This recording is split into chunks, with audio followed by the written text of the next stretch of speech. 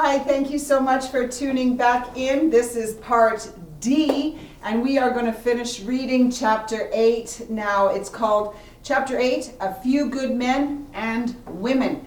And this is the story written by Max Lucado. We are reading through it. Each week we read one of the chapters. 31 chapters, 31 weeks. And thank you so much for your comment from a friend of mine, Tammy, that said, you're going to be here with me for the 31 weeks. You have no idea the encouragement that is. So thank you so much for that. And we're going to pick right back up. We are on page 116 at the top. Samson has just killed 1,000 men with the jawbone of a donkey. Let's continue to read this. We're in the middle of that page, starting up where it says, Samson led Israel for 20 years in the days of the Philistines. One day, Samson went to Gaza, where he saw a prostitute. He went in to spend the night with her. The people of Gaza were told, Samson is in here. So they surrounded the place and lay in wait for him all night at the city gate. They made no move during the night, saying, at dawn we'll kill him. But Samson lay there only until the middle of the night. Then he got up and took hold of the doors of the city gate, together with the two posts, and tore them loose, bar and all. He lifted them to his shoulders and carried them to the top of the hill that faces Hebron. Sometime later, he fell in love with a woman in the valley of Sorek, whose name was Delilah. Maybe you've heard of it, Samson and Delilah. We're going to learn about this story right now. The rulers of the Philistines went to her and said, see if you can lure him into showing you the secret of his great strength and how we can overpower him so we may tie him up and subdue him. Each one of us will give you 1,100 shekels of silver. So Delilah said to Samson, tell me the secret of your great strength and how you can be tied up and subdued.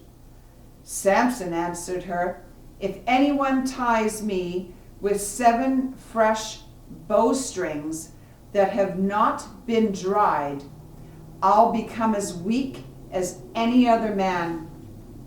Then the rulers of the Philistines brought her 7 fresh bowstrings that had not been dried, and she tied him with them.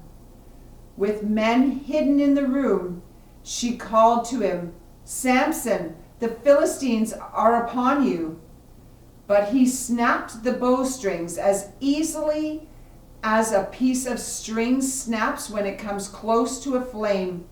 So the secret of his strength was not discovered. Then Delilah said to Samson, you have made a fool of me. You lied to me. Come now, tell me how you can be tied. He said, if anyone ties me securely with new ropes that have never been used, I'll become as weak as any other man.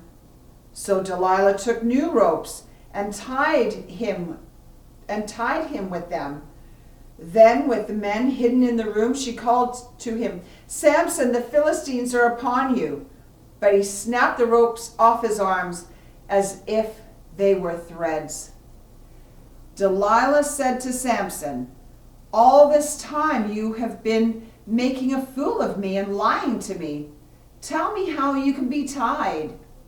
He replied, if you weave the 7 braids of my head into a fabric on the loom and tighten it with the pin, I'll become as weak as any other man.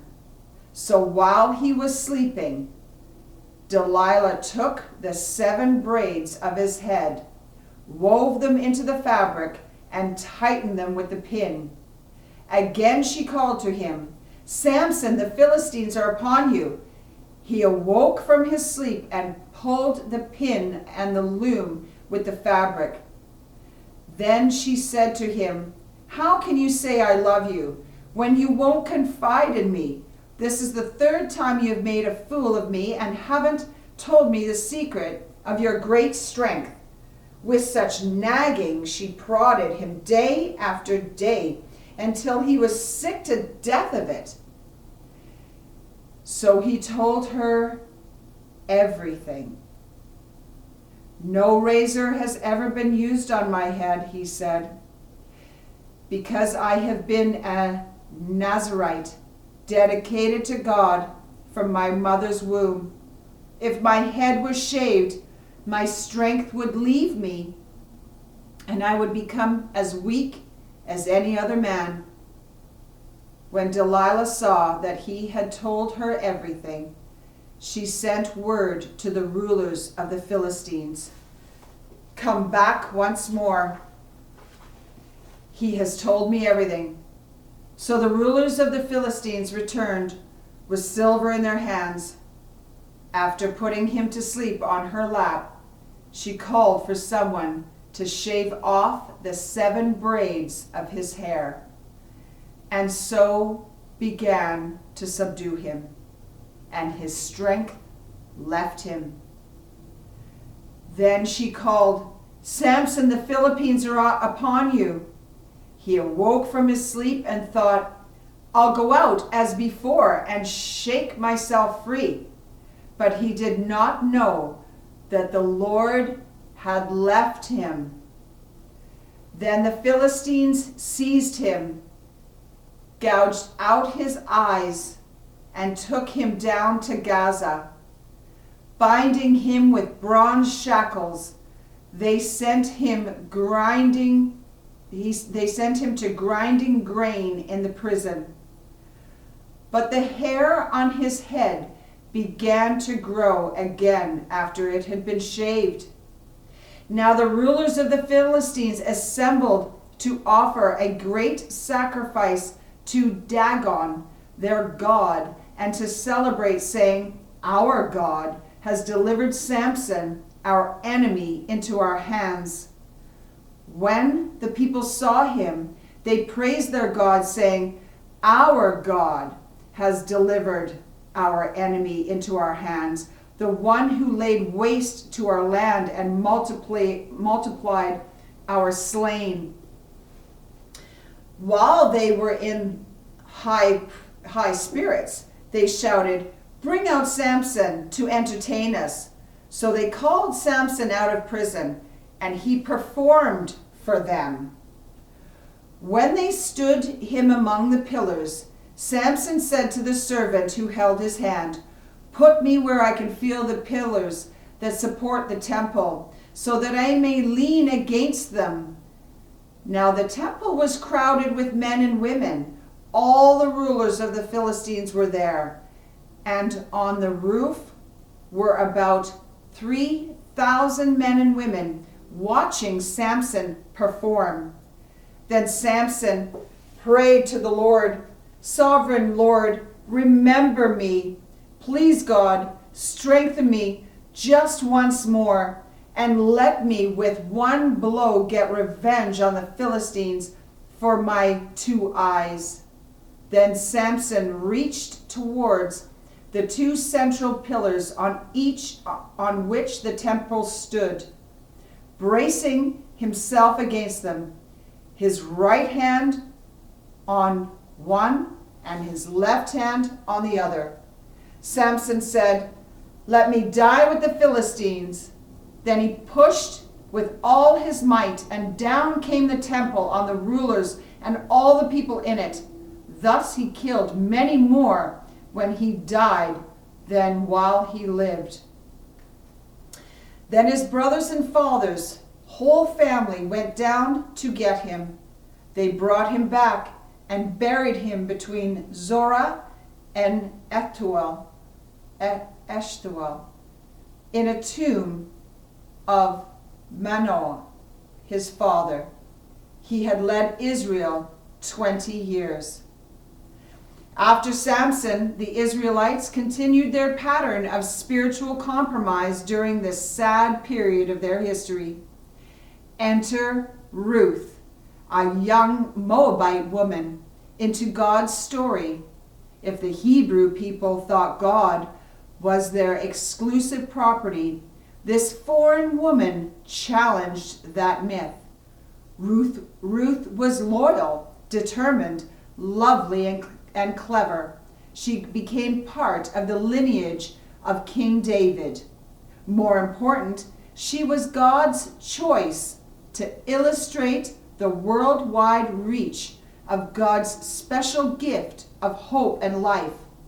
His plan of salvation as broad and deep as his divine love. That concludes chapter 8. Wow. I truly hope you enjoy it. I hope I'm doing a great service by reading this story, that I'm properly understood, that the characters are properly understood, the situations are properly understood. I'm enjoying reading out loud, and it is giving me such great self-confidence in knowing, you know what, I'm not perfect, and I may not read it perfectly, but I'm doing my best, and God is with us. Where two or more are gathered, and we are gathered in this time and in this place. And so I just know that God is pleased with us reading this novel and spending time thinking about things and mulling this over. And it was interesting that Samson wanted to get revenge on his two eyes, not Delilah for taking his hair. That's an interesting concept. I think he realized that he did the wrong thing. He trusted the wrong person. He was never supposed to tell, and he did tell. And he thought how could he think that he could trust her? After every time he tells her something, she does this. She almost has him killed every single time. And then it's like he just excuses it. He just forgives it. And so, anyway, I'm kind of thinking about a whole lot of things. So anyways, let's read what the questions are for chapter 8, okay? So the questions for chapter 8 are this. Number 1, what does God's choice of Deborah as judge during this time reveal about God's view of women? Wow, what a loaded question. What does God's choice of Deborah as judge during this time reveal about God's view of women? Great question.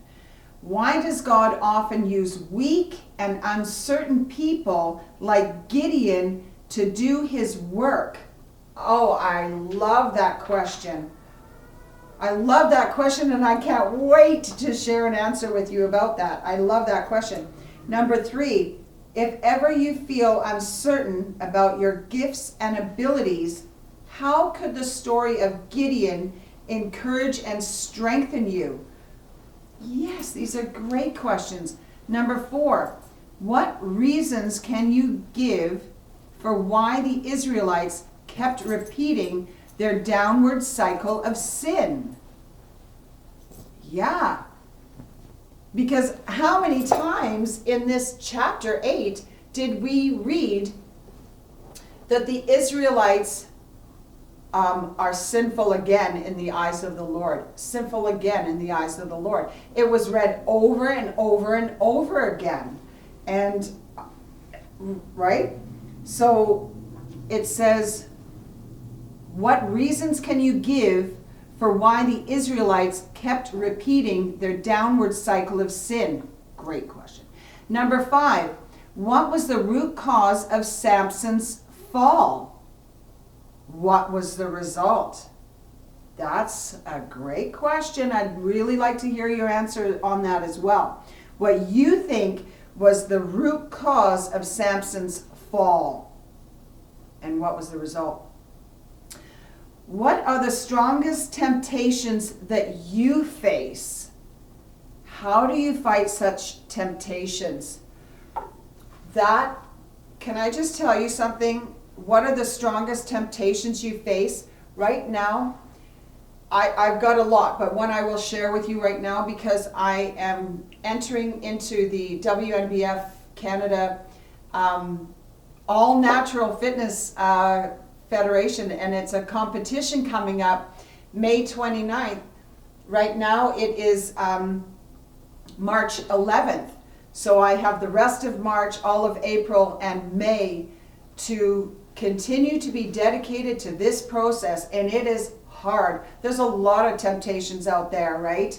Temptation to stay in bed and sleep in, or eat some things that are not on my food plan, or drink things that are not on my food plan, or maybe I'll work out later, but then not at all. So there's a lot of temptations for me in that regard, and that's just one aspect of my life.